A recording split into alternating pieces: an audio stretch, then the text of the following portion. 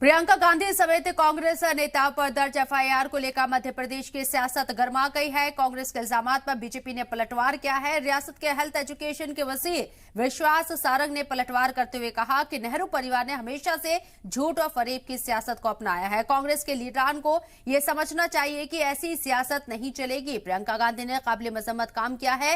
BJP सरकार में good governance कायम की है और बदनवानी कमलनाथ की सरकार में होती थी। गांधी, कमलनाथ, अरुण यादव एक फर्जी पत्र के माध्यम से मध्य प्रदेश की जनता को गुमराह करने की कोशिश कर रहे हैं। वो संगठन नहीं है, वो पत्र फर्जी है, वो संगठन फर्जी है। जिस व्यक्ति के नाम से ये पत्र जारी किया गया है उस नाम का व्यक्ति नहीं रहता। संगठन का जो कार्यालय का पता है वो कार्यालय का पता नहीं है।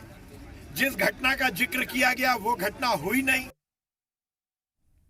मध्य प्रदेश में 50% कमीशन को लेकर घमासान मचा हुआ है। वायरल लेटर को पोस्ट करने के मामले में प्रियंका गांधी, कमलनाथ, अरुण यादव समेत कई नेताओं पर एफआईआर दर्ज हुई है और इसको लेकर अरुण यादव का क्या कुछ कहना है। उन्होंने कहा कि पहले हम गोरों से लड़े थे, अब मध्य प्रदेश की भ्रष्ट और कमीशनखोरों से लोगों को बचा रही हैं, उनके खिलाफ लड़ रही हैं। राहुल गांधी ने कहा था कि भ्रष्ट और बेईमान लोगों से डरने की जरूरत नहीं है।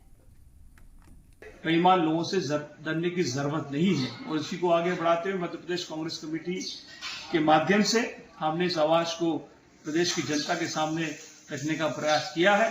हमारी नेता प्रियंका जी, कमलनाथ जी और मेरे खिलाफ एक एफआईआर दर्ज कल की गई है, लेकिन मैं स्पष्ट बता देना चाहता हूं कि पहले हम गोरों से लड़े थे और अब मध्य प्रदेश के इस भ्रष्ट कमीशनखोर लोगों से हम लड़ने वाले।